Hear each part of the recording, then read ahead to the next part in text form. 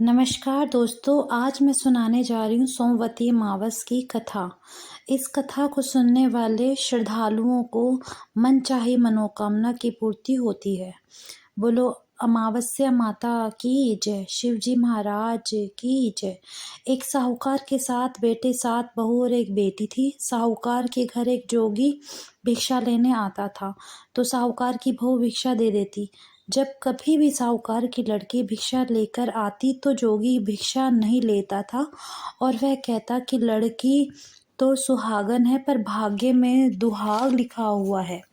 यह सुनकर लड़की सुबकने लगी। माँ ने पूछा, बेटी तुझे किस बात की चिंता है? अब वह लड़की बोली कि एक जोगी भिक्षा लेने को आता है और वह कहता है तो सुहागन पर तेरे भाग्य में दुहाग लिखा है। यह बात सुनकर माँ बोली कि उस जोगी की बात मैं सुनूंगी। अगले दिन माँ चुपकर बैठ गई। जोगी की भिक्षा लेने आया, लड़की भिक्षा देने लगी तो आज भी जोगी ने वैसे ही बोला। इतनी बात सुनकर माँ निकल कर आ गई और बोली कि एक तो हम तुझे भिक्षा देते हैं और ऊपर से तू हमें गाली देता है। जोगी बोला कि मैं गाली नहीं देता, सच्ची बात कहता हूँ, इसके भाग्य में ऐसा ही लिखा है। तब माँ बोली कि अगर तुझे इतना ही मालूम है तो इससे बचने का उपाय भी मालूम होगा। जोगी बोला कि 7 समुद्र पार एक सोना धोबन रहती है जिसने सोमवती अमावस कर रखी है। अगर वह इसे आकर फल दे दे तो उसका दुहाग टल सकता है, नहीं तो विवाह के समय सर्प काटने से उसकी मृत्यु हो जाएगी। यह बात सुनकर माँ बहुत रोने लगी। जब माँ सोना धोबन के पास गई, रास्ते में बहुत तेज धूप पड़ रही थी तो एक पीपल के पेड़ के नीचे बैठ गई। पेड़ पर गरुड़ पंखनी का बच्चा रहता था, जिसे सांप डसने आया तो साहूकार ने सांप को मार दिया और बच्चे को बचा लिया। अब गरुड़ पंखनी आई, जब हर जगह खून देकर साहूकारनी को चोंच मारने लगी। साहूकारनी बोली, मैंने तो तेरा बच्चा बचाया है। अब गरुड़ पंखनी बोली, तूने मेरे बच्चे को बचाया है सो कुछ मांग ले। साहूकारनी बोली, पहले वचन भरो। गरुड़ पंखनी बोली, मैं तुझे वचन देती हूँ। साहूकारनी बोली, तुझे 7 समुद्र पार सोना धोबन के घर पर छोड़ दो। अब गरुड़ पंखनी उसे सोना धोबन के घर छोड़ दिया। वहां जाकर साहूकारनी ने सोचा कि अब इसको कैसे मनाऊं। सोना धोबन के घर 7 बहू थी जो कि घर का काम करने के लिए आपस में हर समय लड़ती झगड़ती थी। रात को जब सब सो जाते तो साहूकारनी सोना धोबन के घर जाती और उनका सारा काम कर देती और एक दिन निकलने से पहले ही चली जाती। अब सारी बहू आपस में सोचती थी कि सारे घर का काम कौन करता है और वे आपस में भी एक दूसरे को कुछ नहीं पूछती थी। एक दिन सोना धोबन ने बहू से पूछा कि आजकल तुम आपस में लड़ती झगड़ती भी नहीं हो, सारे घर का काम कौन करता है? अब बहू बोली कि काम तो हमको ही करना पड़ता है, लड़ाई करने से क्या फ़ायदा।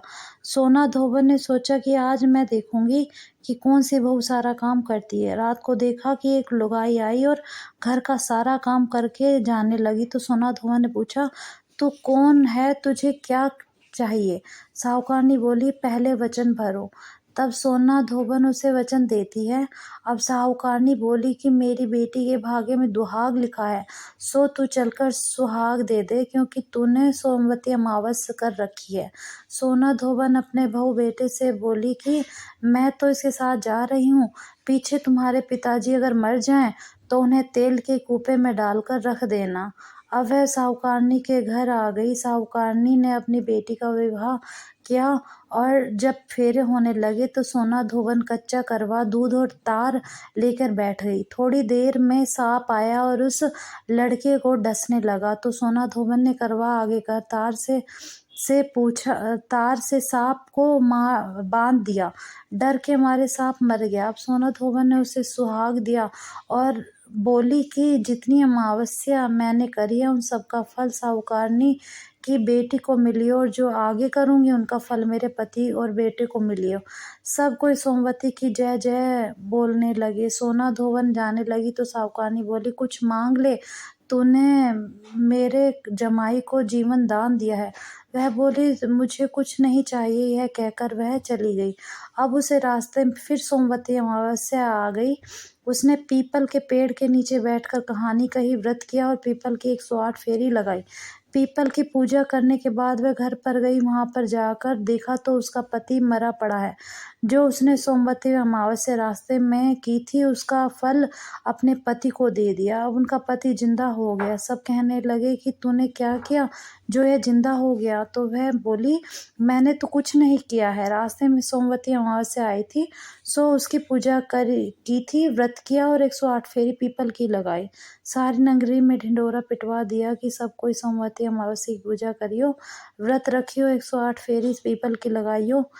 हे सोमवती अमावस्या, जैसा साहूकार की बेटी को सुहाग दिया वैसा सब किसी को देना और सभी की मनोकामनाएं पूर्ति करना और दूसरों की भलाई सोचने के लिए सबको बुद्धियां देना। जय अमावस्या माता।